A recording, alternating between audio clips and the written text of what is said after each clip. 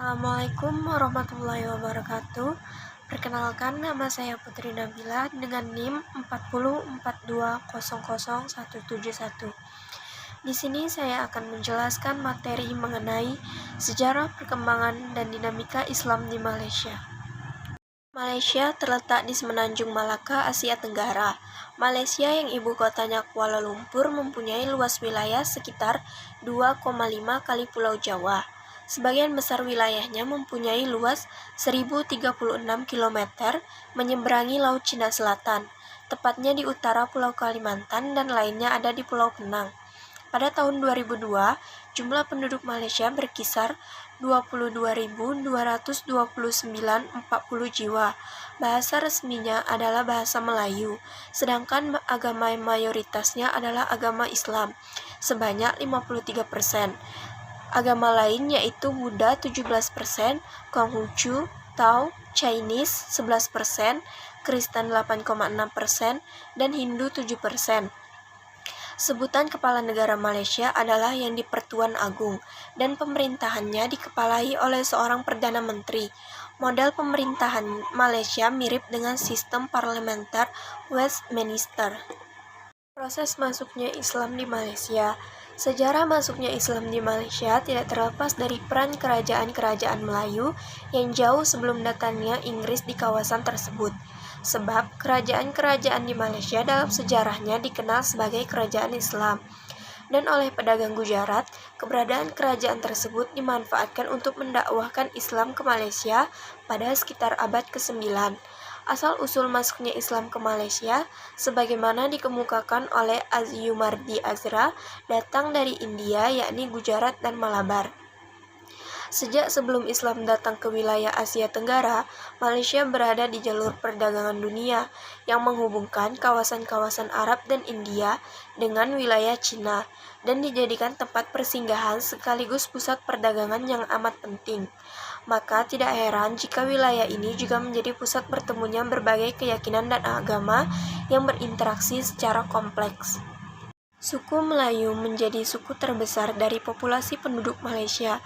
Terdapat pula komunitas Tionghoa Malaysia dan India Malaysia yang cukup besar. Bahasa Melayu dan agama Islam masing-masing menjadi bahasa dan agama resmi negara. Penduduknya sebagian besar terdiri dari 61% suku Melayu pribumi, sedangkan masyarakat pendatang terdiri dari Muslim dan non-Muslim, yaitu Muslim dari Indonesia seperti Minangkabau, Jawa, Banjar, Bugis, Aceh, dan Mandailing, dan Muslim dari India, Cina, Pakistan, Persia, dan Turki. Adapun non-Muslim berasal dari Cina dan India. Mayoritas penduduk Muslimnya menganut Sunni dan bermazhab Syafi'i. Perkembangan Islam di Malaysia. Azyumardi Azra menyatakan bahwa tempat asal datangnya Islam ke Asia Tenggara termasuk di Malaysia sedikitnya ada 3 teori. Pertama, teori yang menyatakan bahwa Islam datang langsung dari Arab atau Hadramaut. Yang kedua, Islam datang langsung dari India yakni Gujarat dan Malabar. Yang ketiga, Islam datang dari Bengali atau yang kini dikenal dengan nama Bangladesh. Mengenai pola penerimaan Islam di Nusantara termasuk di Malaysia, kita dapat merujuk pada pernyataan Ahmad M. Sewang bahwa penerimaan Islam pada beberapa tempat di Nusantara memperlihatkan 2 pola yang berbeda. Pola pertama yaitu Islam diterima terlebih dahulu oleh masyarakat lapisan bawah, kemudian berkembang dan diterima oleh masyarakat lapisan atas atau elit penguasa kerajaan. Yang kedua, Islam diterima langsung oleh elit penguasa kerajaan, kemudian disosialisasikan dan berkembang ke masyarakat bawah. Pola pertama biasa disebut dengan bottom up dan pola kedua disebut dengan top down. Pola ini menyebabkan Islam berkembang pesat sampai pada saat sekarang ini di Malaysia.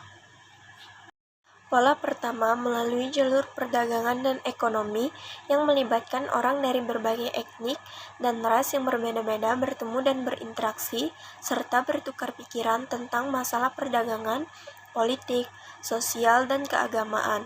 Di tengah komunitas yang menyebut ini, tentu saja terdapat tempat mereka berkumpul dan menghadiri kegiatan perdagangan, termasuk merancang strategi penyebaran agama Islam mengikuti jaringan-jaringan emporium yang telah mereka bina sejak lama.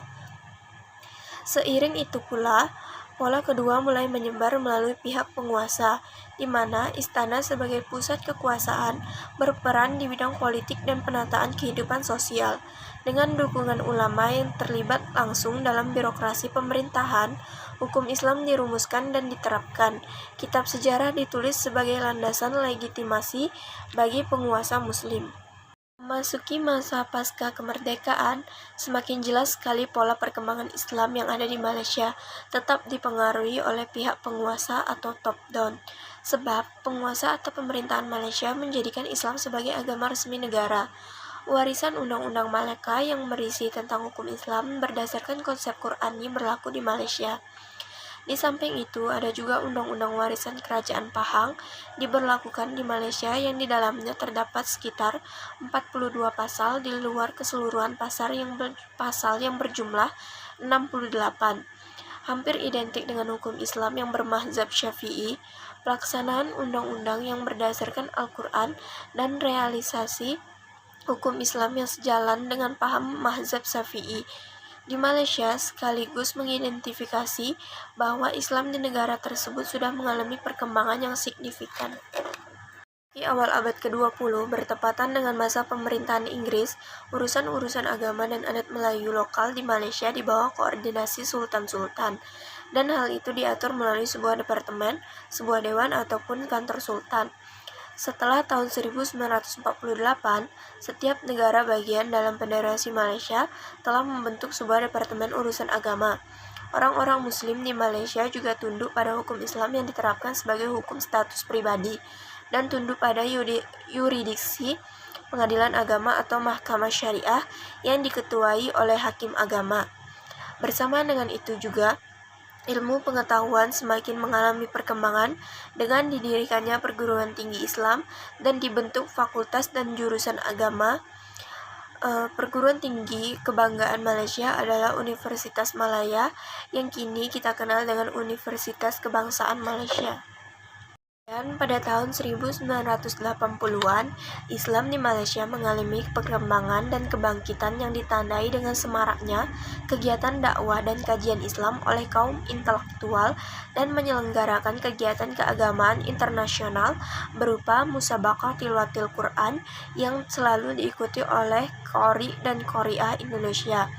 Selain itu, perkembangan Islam di Malaysia semakin terlihat dengan banyaknya masjid yang dibangun, juga terlihat dalam penyelenggaraan jamaah haji yang begitu baik sehingga dapat dikatakan bahwa perkembangan Islam di Malaysia tidak banyak mengalami hambatan. Bahkan ditegaskan dalam konstitusi negaranya bahwa Islam merupakan agama yang resmi negara. Di Kelantan, hukum hudud atau pidana Islam telah diberlakukan sejak 1992. Meski demikian, Malaysia yang menganut agama resmi Islam tetap menjamin agama-agama lain dan oleh pemerintahannya diupayakan tercipta kondisi ketentraman, kedamaian bagi masyarakat. Walaupun pemegang jabatan adalah pemimpin-pemimpin Muslim, tidak berarti Islam dapat dipaksakan oleh semua pihak. Yang terakhir adalah dinamika Islam di Malaysia.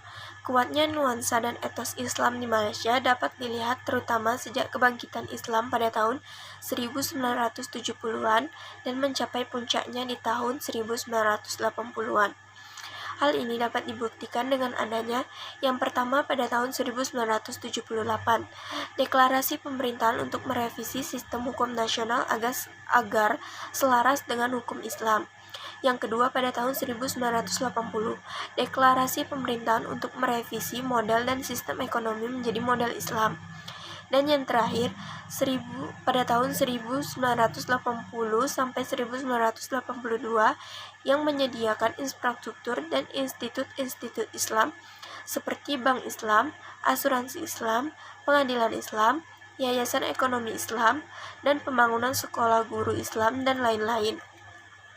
Yang terakhir, dukungan pemerintah terhadap Islam dapat dilihat dari pembangunan secara besar-besaran pusat Islam di Putrajaya.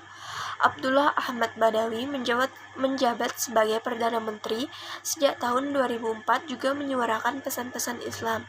Hal ini ditunjukkan dari konsep pembangunan masyarakat agamis yang digagaskannya yang dikenal dengan istilah Islam Hadhari. Berikut saya lampirkan beberapa masjid yang ada di Malaysia. Yang pertama itu Masjid Kristal. Yang kedua Masjid Nasional. Itulah penjelasan dari saya mengenai materi sejarah perkembangan dan dinamika Islam di Malaysia. Mohon maaf apabila ada kesalahan dan kekurangan. Apabila ada pertanyaan, boleh ditinggalkan di kolom komentar. Terima kasih dan wassalamualaikum warahmatullahi wabarakatuh.